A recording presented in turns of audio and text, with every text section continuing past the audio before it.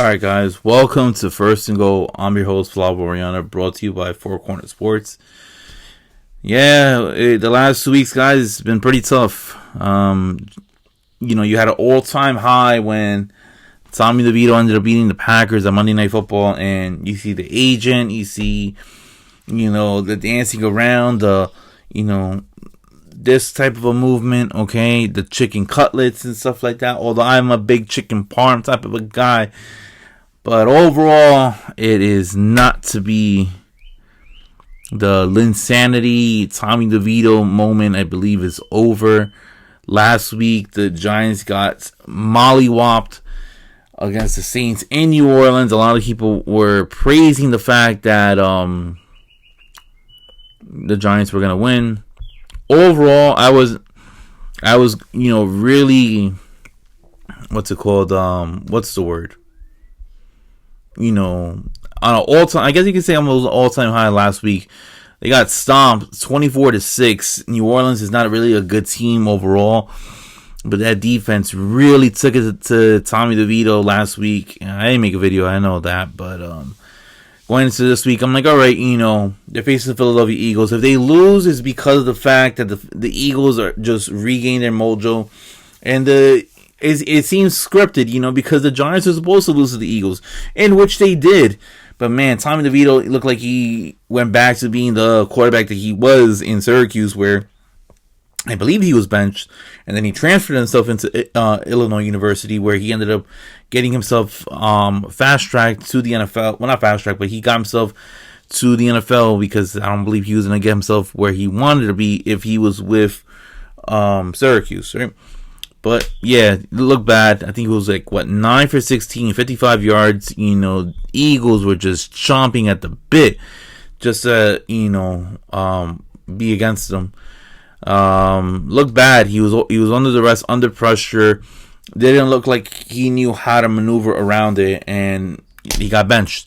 Brian Dable pulled the plug, was like, you know what, we've seen enough the last 2 weeks, we're pulling the plug. And I was actually very happy about that, because nothing would have been worse than leading him out there to be, eaten alive, all right, and then have his psyche, damaged permanently. We've seen that with plenty of quarterbacks in this era, right, where they'll just leave him out there, right?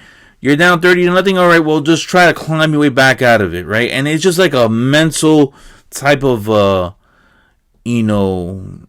ass kicking that you're gonna have, right? That you're dealing with, because in college you're used to being the man, and then in the pros, you're in a bad organization and they draft you pretty high, is because they need you to try to see if they could climb you, for you to climb them out of that situation. But Tommy DeVito was undrafted. Tommy DeVito, was a backup for a reason, and it showed in the past couple of weeks. I was very excited because I wanted to see what he can do, because it looked like he has, talent, and clearly he has talent to be in the NFL. He may not have the talent to be consistently a starter. Maybe just somebody that's good enough to get you through a 1 or 2 game hump while the quarterback is hurt. What I took out of it is, there's tape on Tommy DeVito now.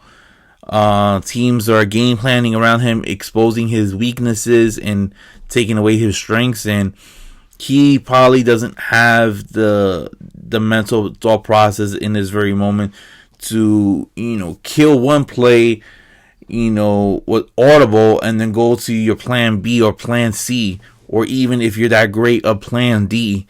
And maybe the game is starting to speed up, but overall, I just felt like it was right that they used Tyrod. Tyrod is a veteran. He's been around the league for many, many years.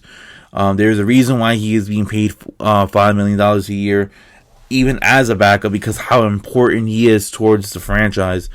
Once Tyrod got placed in, 7 for 16, 133 yards, 1 interception, 1 touchdown, but you got a momentum moving, all right?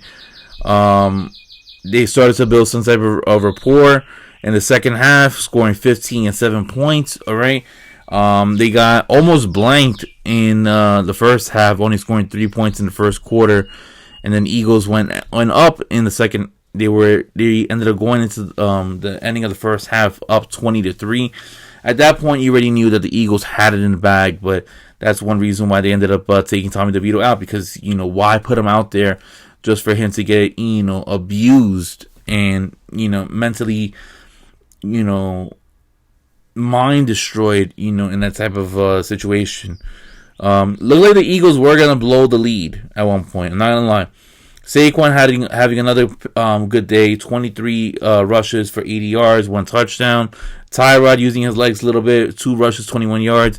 Darius Slayton came alive, 3 receptions for 90 yards. Daniel Bellinger, same thing, 4 receptions for 43 yards. Darren Waller had, a little bit of an impact, not too much, 2 receptions for 32 yards. But overall, it was a little bit too late. Eagles come back. They secure the victory, winning 33-25. It is what it is. Giants season is over. Ever since the whole Daniel Jones injury, I feel like it even started well before that. Losing 40-0 to the Cowboys, right? And that whole thing ended up spiraling down for what the season is. Overall, I love the fact who we have as a head coach, because the head coach seems like he knows how to maneuver with quarterbacks and groom them, and that's what we ended up seeing with Tommy DeVito. We see how he's able to implement a good game plan with Tyrod Taylor. Daniel Jones looks like he flourished under this system, and maybe it was just also that he just didn't have the help that he needed. Unfortunately, he ended up having the injury. But next week is the Rams, and the Rams, they have something to play for. Don't know how I feel about the Rams against the Giants. I'm favoring the Rams just because Matthew Stafford looks like he's coming alive, especially with that Williams kid running from the backfield, and they have Puka Nacua and Cooper Kupp. I mean, it's a lot of firepower at your disposal. But Giants, if I'm Brian Daboll, I'm starting Tyrod Taylor. You want to win games. You want to be able to end the season strong. Who cares about the positioning of the draft pick? Giants have selected players early in the draft, just like Evan Neal, and what did they pan out? A bust, right? So I'd rather see my team win as opposed to kick the can down the road and see where it lands. Tommy DeVito, we'll see what happens. So overall, a lot of the hype is starting to dwindle down after that loss against New Orleans. Doesn't help his situation over here, but we all understand as Giant fans that the Eagles are the better team compared to us. But yeah, guys, but that's all I gotta say. On to next week, Giants, Rams. I'll be on it. Till then, guys, I'll see you guys next time. And always, let's go Giants. Peace, guys, and have a good one. See you.